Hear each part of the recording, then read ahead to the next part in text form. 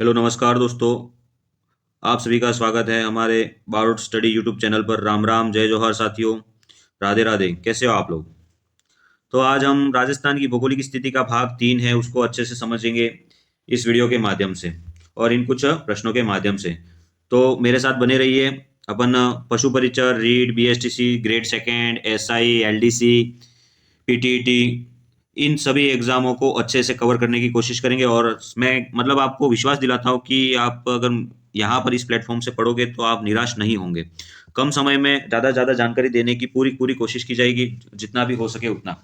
तो जुड़े रहिए। तो चलिए दोस्तों, अपन नेक्स्ट पेज पर चलते हैं और प्रश्नों को शुरू करते हैं बिना टाइम गवाए। कौन से जिले के साथ सर्वाधिक जिलों की सीमा स्पर्श करती है? कौन से जिले के साथ सर्वाधिक जिलों की सीमा स्पर्श करती है? तो आपको याद रखना है कि जयपुर ग्रामीण है जिससे 11 जिलों की सीमा स्पर्श करती है। तो ये आपको अच्छे से ध्यान में रखना है, ठीक है। नागौर जिला ऐसा है जो कि राजस्थान के मध्य में होता है और उत्तर से दक्षिण को खींची जाने वाली रेखा और पूरब से पश्चिम की ओर खींची जाने वाली रेखा के मध्य में नागौर आता है। ये ध्यान में रखना है। जयपुर पहले एक था, लेकिन जयपुर को दो भागों में बांट दिया, एक तो जयपुर शहर और एक जयपुर ग्रामीण। जयपुर शहर ऐसा है जिससे 2 जिलों की सीमा लगती है, ठीक है, सबसे कम। और जयपुर ग्रामीण ऐसा है जिससे 11 जिलों की सीमा लगती है। आपको ध्यान में रखना है। उसके बाद में दौसा राजस्थान का एकमात्र ऐसा जिला है जो कि राजस्थान के क्षेत्रफल के 1% के बराबर क्षेत्रफल यह रखता है। तो नेक्स्ट प्रश्न पर चलते हैं दोस्तों। मैंने आपको ये सारी जानकारी दे दी। जितना हो सके उतना अधिक बताने की कोशिश की जा रही है दोस्तों, ठीक है। तो अपने ये वाला प्रश्न कंप्लीट होता है। अपन नेक्स्ट प्रश्न पर चलते हैं दोस्तों कि निम्न में से कौन सा जिलों का समूह आंतरिक है, अर्थात अंतर्राष्ट्रीय व अंतर्राज्यीय सीमा समूह का एक भी जिला नहीं लगता है। यानी कि इससे बात ये समझ में आती है कि ये ऐसा कौन सा जिला है जो कि राजस्थान के आंतरिक है, जो कि कहीं पर भी अंतर्राज्यीय और अंतर्राष्ट्रीय सीमा को स्पर्श नहीं करता है। तो इसमें जो मध्य में जो जिले हैं वो आपको याद रखना है, जैसे कि अजमेर है, दौसा है, टोंक है, जोधपुर है, उसके बाद में नागौर है, दूदू है, गंगापुर सिटी है। तो ये ध्यान में रखना है। तो ये उत्तर अपना सही हो जाएगा, ठीक है दोस्तों। अब देखो इसमें आपको नेक्स्ट प्रश्न पर चलेंगे दोस्तों। अपन यहाँ पर देखो ये सब तो अंदर है, लेकिन ये डी है वो बाहर आता है, ठीक है। डी है वो बाहर आ जाएगा अपने। उसके बाद में ये होता भी हरियाणा से लगने वाला है, तो ये ध्यान में रखना है। उसके बाद में भीलवाड़ा, दौसा, जयपुर, भरतपुर, सीकर जो है वो भी अंतर्राज्यीय सीमा पर आता है।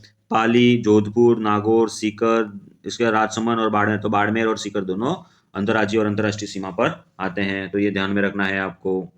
नेक्स्ट प्रश्न पर चलते हैं दोस्तों अपन कि अंतर्राष्ट्रीय सीमा के सर्वाधिक निकट तथा सर्वाधिक दूर स्थित जिला मुख्यालय कौन सा है? अंतर्राष्ट्रीय सीमा के सर्वाधिक निकट तथा सर्वाधिक दूर स्थित जिला मुख्यालय कौन सा है? तो आपको ध्यान में रखना है अनूपगढ़ ऐसा जिला है जो कि सबसे निकट है अंतर्राष्ट्रीय सीमा पर, और धौलपुर ऐसा जिला है जो कि सबसे दूर है। तो आप अगर राजस्थान के नक्शे के माध्यम से आप समझोगे तो आपको याद रखना है कि अनूपगढ़ है वो इस जगह पर है, तो वहीं धौलपुर यहाँ पर आ जाता है। ये अंतर्राष्ट्रीय सीमा बन रही है। तो देखो पास में तो अनूपगढ़ आएगा, लेकिन धौलपुर सबसे दूर पड़ जाएगा। नेक्स्ट प्रश्न पर आते हैं दोस्तों अपन कि राजस्थान के नए जिलों के गठन से पूर्व सबसे छोटे जिले धौलपुर से सबसे बड़ा जिला जैसलमेर का क्षेत्रफल लगभग कितना बड़ा है? तो जैसलमेर का क्षेत्रफल धौलपुर से बड़ा होता है 12.66। कितना? 12.66 गुना बड़ा है। 12.66 गुना बड़ा है, ये ध्यान में रखना है आपको। नेक्स्ट प्रश्न पर चलते हैं दोस्तों अपन। देखो भारत में राजस्थान का क्षेत्रफल पूछा जाए तो 10.41 है, ये ध्यान में रखना है, ठीक है क्या। उसके बाद में राजस्थान में अगर अजमेर जैसलमेर का पूछा जाए तो 11.41 है। वही धौलपुर से जैसलमेर कितना बड़ा है? तो 12.66 है। तो ये अच्छे से अपन को ध्यान में रखना है दोस्तों। नेक्स्ट प्रश्न पर चलते हैं दोस्तों। राजस्थान की आकृति कैसी है? राजस्थान की आकृति कैसी है? तो राजस्थान की आकृति विषम कोणीय पतंगाकार है। राजस्थान की आकृति कैसी है? विषम कोणीय पतंगाकार है, ये ध्यान में रखनी है। जैसे कैसे राजस्थान की स्थिति ऐसी है, तो ये बहुत सारे कोण भी बनते हैं और पतंग की आकृति का भी ये बनता है, तो ये ध्यान में रखना है दोस्तों। आगे चलते हैं। कौन से जिले का योगदान राज्य के क्षेत्रफल में लगभग 1% ही है? अभी अपन ने बात करी थी, दौसा एक ऐसा जिला है एकमात्र जो कि राजस्थान के क्षेत्रफल का 1% कवर करता है। नेक्स्ट प्रश्न पर चलते हैं दोस्तों। राजस्थान का क्षेत्रफल श्रीलंका से कितना गुना अधिक है?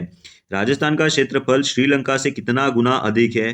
तो आपको ध्यान में रखना है, राजस्थान का क्षेत्रफल श्रीलंका से 5 गुना अधिक है। राजस्थान का क्षेत्रफल श्रीलंका से 5 गुना अधिक है। उसके बाद में नेपाल से कितना बड़ा है राजस्थान, या 2.5 गुना बड़ा है नेपाल से, ये ध्यान में रखना। कितना? 2.5 गुना बड़ा है। नेक्स्ट प्रश्न पर चलते हैं दोस्तों। अंतर्राष्ट्रीय सीमा बनाने वाले जिलों का उत्तर से दक्षिण की ओर सही क्रम क्या है? अंतर्राष्ट्रीय सीमा बनाने वाले जिलों का उत्तर से दक्षिण में सही क्रम क्या है? तो उत्तर से दक्षिण में सही क्रम सबसे पहले गंगानगर, अनूपगढ़, बीकानेर, उसके बाद में फलोदी, फलोदी के बाद में आ जाएगा अपने जैसलमेर, जैसलमेर के बाद में आ जाएगा बाड़मेर। क्या है ऐसा क्रम यहाँ कहीं बन रहा है? नहीं, यहाँ पे बाड़मेर पहले आ रहा है, यहाँ पे श्री गंगानगर पहले है, लेकिन बीकानेर बीच में आ गया, पहले आ गया। मतलब श्री गंगानगर यहाँ पर है, अनूपगढ़ है, बीकानेर है, फलोदी है, जैसलमेर है, बाड़मेर है। तो अपना उत्तर क्या हो जाएगा? सी हो जाएगा। नेक्स्ट प्रश्न पर चलते हैं दोस्तों कि राजस्थान के अंतर्राज्यीय सीमा बनाने वाले कुल जिले कितने हैं? राजस्थान के अंतर्राज्यीय सीमा बनाने वाले कुल जिले पूछा है, टोटल कितने हैं? तो टोटल हो जाएंगे 25। कितने? 25 जिले ऐसे हैं जो कि अंतर्राज्यीय सीमा बना, लेकिन केवल अंतर्राज्यीय सीमा बनाने वालों की संख्या कितनी? केवल अंतर्राज्यीय सीमा बनाने वालों की संख्या है 23। ये ध्यान में रखना है आपको। उसके बाद में राजस्थान की स्थलीय सीमा, अंतर्राज्यीय सीमा तथा अंतर्राष्ट्रीय सीमा की लंबाई कितनी है? तो देखो आपको याद रखना है, 4850 तो है, 5920 भी है, उसके बाद में 1070 भी है, लेकिन क्या अंतर्राज्यीय सीमा कितनी है? तो अंतर्राज्यीय सीमा यहाँ पे बराबर हो रही है क्या? तो सबसे पहले अंतर्राज्यीय सीमा को अपन देखेंगे। तो अंतर्राज्यीय सीमा, अंतर्राज्यीय सीमा, अंतर्राज्यीय सीमा यहाँ पर है कितनी? 4850। फिर उसके बाद में अंतर्राष्ट्रीय सीमा, तो क्या अंतर्राष्ट्रीय सीमा इतनी है? तो अंतर्राष्ट्रीय सीमा इतनी है क्या? बताइए। नहीं पता, नहीं है इतनी, तो अंतर्राष्ट्रीय सीमा तो इतनी नहीं है। अंतर्राष्ट्रीय सीमा कितनी? 1070 है, लेकिन अंतर्राज्यीय और अंतर्राष्ट्रीय सीमा दोनों को मिलाकर कितने हो जाते हैं? 5920 किलोमीटर हो जाते हैं। तो दोस्तों क्या ये सही उत्तर है? तो प्रश्न के हिसाब से अगर देखा जाए तो ये गलत हो जाएगा। क्यों? क्योंकि इसने देखो सीक्वेंस वाइज पूछा है। ये एग्जाम में इसी प्रकार से प्रश्न आ जाते हैं, अपन को लगता है सही है लेकिन गलत हो जाता है। क्यों? क्योंकि देखो इसने साफ साफ कह दिया है कि स्थलीय सीमा, अंतर्राज्यीय सीमा और अंतर्राष्ट्रीय सीमा की बात करी, यानी कि सबसे पहले तो स्थलीय सीमा पूछी है। तो स्थलीय सीमा कितनी है? 5920 है। फिर अंतर्राज्यीय सीमा कितनी है? तो अंतर्राज्यीय सीमा 4850 है। फिर अंतर्राष्ट्रीय सीमा पूछी है तो 1070 किलोमीटर है। तो इसका उत्तर सी होगा। कौन सा होगा? इसका उत्तर सी होगा। देखो अगर आप कंफ्यूज हो रहे होंगे कि यहाँ पे भी तो सही है, फिर क्यों गलत हुआ? देखो सही तो यहाँ पे भी है 1070, उसके बाद में 4850, इस तरह से, लेकिन यहाँ पे क्वेश्चन को पूछा किस तरह से, उस हिसाब से उत्तर देना है। एग्जामिनर क्या पता है, आपसे उत्तर जो चाहता है उसी को ही वो सही मानेगा।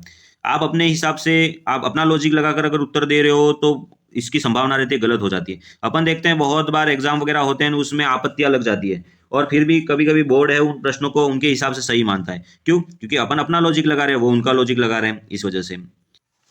घोड़े के नाल की आकृति वाली रामगढ़ पहाड़ी राजस्थान में कहाँ पर स्थित है? घोड़े की नाल वाली आकृति जो रामगढ़ पहाड़ी जो है वो शाहबाद उच्च भूमि क्षेत्र में है। कहाँ पर? शाहबाद उच्च भूमि क्षेत्र में है। अब ये शाहबाद उच्च भूमि क्षेत्र है कहाँ पर? तो राजस्थान के 12 जिले में स्थित शाहबाद क्षेत्र रामगढ़ पहाड़ी घोड़े के नाल के आकार की है। कहाँ पर? घोड़े के नाल के आकार की है। तो ये ध्यान में रखना, जिसे हॉर्स हॉर्स शू के नाम से भी जाना जाता है, तो आपको ध्यान में रखना है। नेक्स्ट प्रश्न पर चलते हैं दोस्तों कि निम्न में से राजस्थान का क्षेत्रफल से संबंधित सही वाक्य नहीं है। राजस्थान का क्षेत्रफल 132-139 वर्ग मील है, बिल्कुल है। राजस्थान देश में कुल क्षेत्रफल जो 10.41% भाग है, बिल्कुल है। राजस्थान विश्व के कुल क्षेत्रफल का 0.25% है, ये भी है। राजस्थान का क्षेत्रफल 3,42,239 वर्ग मील है, नहीं, वर्ग मील नहीं है। तो क्या है? तो ये वर्ग किलोमीटर है, ये ध्यान में रखना है।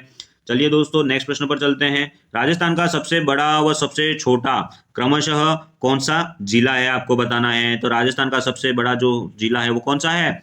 जैसलमेर है। और तो सबसे छोटा कौन सा है? सबसे छोटा जोधपुर शहर है। सबसे छोटा जिला कौन सा है? जोधपुर शहर है। आपको पता हो तो जब 33 जिले थे तब सबसे छोटा कौन सा था? तो सबसे छोटा तब कौन सा था? धौलपुर था। धौलपुर था, ये ध्यान में रखना है। अभी वर्तमान की स्थिति के अनुसार जोधपुर शहर जो है वो सबसे छोटा है और जैसलमेर सबसे बड़ा है। नेक्स्ट प्रश्न पर चलते हैं दोस्तों। राजस्थान क्षेत्रफल की दृष्टि से भारत में कौन सा स्थान रखता है? तो क्षेत्रफल की दृष्टि से राजस्थान है वो भारत में प्रथम स्थान रखता है। कितना? प्रथम स्थान रखता है। वो भी कब से? 2001 से। क्यों? क्योंकि मध्य प्रदेश से छत्तीसगढ़ जब अलग हुआ तो उसके बाद में राजस्थान है वो प्रथम स्थान पर आ गया। नेक्स्ट प्रश्न पर चलते हैं दोस्तों। ओ, पेपर खत्म हो गया, क्वेश्चन ही खत्म हो गए। राजस्थान की भौगोलिक स्थिति 2024 के एग्जाम में पूछे जाने वाले यह बहुत ही महत्वपूर्ण क्वेश्चन है, तो ये ध्यान में रखना है और पढ़ना ही है। इन एमसीक्यू के माध्यम से आप जितना इन प्रश्नों को समझोगे और जितना इनको घोल के पियोगे उतना आपका बहुत ज्यादा फायदा करेगा ये। पशु परिचर के जो अभ्यर्थी है, रीट के अभ्यर्थी, बीएसटीसी के अभ्यर्थी, उसके बाद में ग्रेड सेकंड के जो भी अभ्यर्थी है, उसके बाद में ग्रेड 1 के भी इसमें पढ़ सकते हैं इसको। उसके अलावा एलडीसी, पीटीईटी, एसआई भर्ती के भी अभ्यर्थी इसको देख सकते हैं, क्योंकि ये नवीन राजस्थान के हिसाब से है तो यह जानकारी बहुत ही काम में आएगी। क्योंकि राजस्थान की जो भौगोलिक स्थिति में बदलाव हुआ है उस आधार पर जब एग्जामिनर प्रश्न बनाएंगे तो इस प्रकार के प्रश्न बनाने की ज्यादा कोशिश करेंगे। सबसे बड़ा कौन सा, सबसे छोटा कौन सा, क्योंकि ये स्थिति ऐसी है कि यहाँ पर प्रश्न भी ऊपर ऊपर से ही पूछेंगे, ज्यादा डीप में नहीं पूछेंगे। अगर कोई ज्यादा डीप में पढ़ रहा हो तो ध्यान से समझ लेना कि इतना डीप में कभी भी एग्जामिनर नहीं पूछता है। आज तक के पेपर को आप उठाकर भी देख लेना, और अभी भी अपन ये जो पेपर सॉल्व करें उसके माध्यम से आपको समझ में भी आ जाएगा कि ज्यादातर प्रश्न बनने की स्थिति क्या होती है। तो दोस्तों, आपने अभी तक मुझको सुना उसके लिए धन्यवाद दोस्तों। फिर मिलते हैं नेक्स्ट वीडियो में, और जो भी प्ले लिस्ट में बाकी के वीडियो हैं आप उसको जरूर देखें और पढ़ें और हमारे साथ जुड़े रहे और हमारे सब्सक्राइबर को बढ़ाएं। लाइक करें, शेयर करें और वीडियो को ज़्यादा से ज़्यादा फैलाएं, स्टोरी में रखें अपने। ठीक है दोस्तों, तो मिलते हैं नेक्स्ट वीडियो में। धन्यवाद।